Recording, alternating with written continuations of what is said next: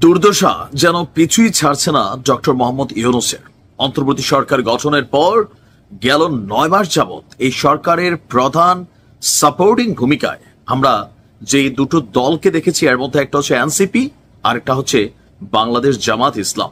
এমনকি আগামী নির্বাচনের প্রধান স্টেক হোল্ডার হিসাবে যারা ভূমিকা রাখবেন তারা কিন্তু জামাত ইসলাম। বিএনপি এ পর্যন্ত গেল ২ থেকে ৩ মাস যাবৎ যেই শক্ত অবস্থানে যাচ্ছে এবং আগামী ডিসেম্বরের নির্বাচনকে কেন্দ্র করেও যে শক্ত অবস্থানে যাচ্ছে, সেখানে জামাতের একটু সাপোর্টিং পেলেও সময়টা নিয়ে যে আনটিল জুন পর্যন্ত তারা সরকারকে সময় দিচ্ছে, বাট এর বাইরে একদিন না, সরকার বলছে এর বাইরে আমরা যাব না। কিন্তু বিষয়টা হচ্ছে অন্য জায়গায়। বন্দর গেল কয়েকদিন যাবৎ চট্টগ্রাম বন্দর বিদেশিদের কাছে তুলে দিচ্ছেন দাবি করে বিএনপি একের পর এক বিবৃতি দিচ্ছে যে চট্টগ্রাম বন্দর বাংলাদেশের একটা অন্যতম গুরুত্বপূর্ণ বন্দর। ডক্টর ইউনূস ভাবছেন এই বন্দরটার মেইনটেনেন্স বিদেশিরা যদি নেয় তাহলে বাংলাদেশের যারা কলাকুশলী আছে তারা শিখবে, এখান থেকে শিখা ভবিষ্যতে সারা পৃথিবীতে তারা বন্দর মেইনটেনেন্স করতে পারবে, একটা নির্দিষ্ট সময়ের পর তারা চলে যাবে। কিন্তু বিএনপি ভাবছে দেশের সার্বভৌমত্ব, নিরাপত্তা এবং আরো অনেক ইস্যুতে এই জায়গাটা দেওয়ার সুযোগ নাই। শুধু বিএনপি না, এই ইস্যুতে অন্যান্য যারা ছোটখাটো দলগুলোর প্রধান আছেন, লাইক বিপিনুর, মান্না ভাই, জোনায়েদ সাকি আর অনেকে, তারাও কিন্তু এটা নিয়ে প্রটেস্ট করেছেন। তারপরেও একটা মৌন সমর্থন ছিল জামাত ইসলামের। কিন্তু আবার সেই বন্দর ইস্যুতে ডক্টর ইউনূসের সিদ্ধান্তকে রুখে দেওয়ার জন্য সামনে এসেছে জামাত ইসলাম। জামাতের আমির ডক্টর শফিকুল ইসলাম বলছেন দেশের স্বার্থ যেখানে বিঘ্নিত হবে সেখানে কোনো আপোষ নয়। স্পষ্টভাবে বার্তা দিয়ে জামাত ইসলাম বলছেন যে দুইটা ইস্যু এই মুহূর্তে কনফ্লিক্ট। একটা হচ্ছে মানবিক করিডোর, এটার পক্ষে বাংলাদেশের কোনো মানুষই না, কারণ এটা আমরা নিজেদের সার্বভৌমত্ব, নিরাপত্তা হুমকির মুখে পড়বে। তো সেই জায়গাতে জামাতও ফাইনালি মনে করছে মানবিক করিডোর নৌ, বন্দরও নৌ।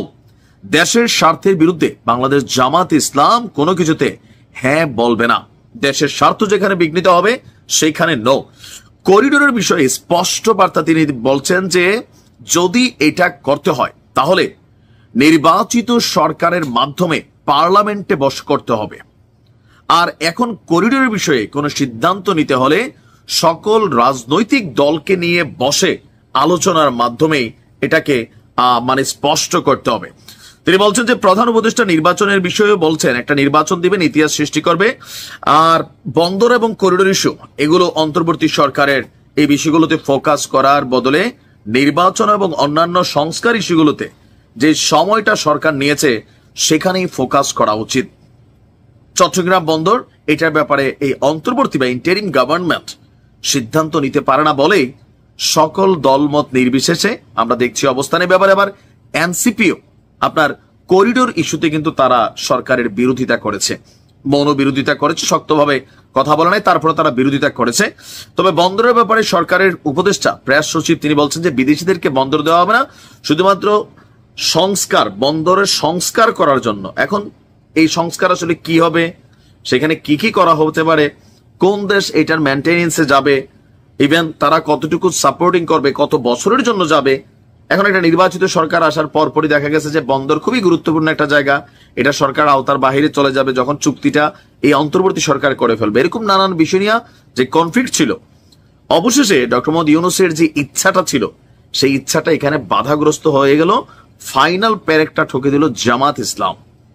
আর এরপরে আমার মনে হয় না যে বন্দর এবং করিডোর ইস্যুতে ইন্টারিম সরকারের কোনো পদক্ষেপ নেওয়ার আর সুযোগ আছে, অথবা জাতীয় ঐক্য গঠন করে সরকার গঠন করে যদি কোনো ভূমিকা নিতে পারে আর কি, তবে সেটা সময় বলে দিবে। ভালো থাকুন।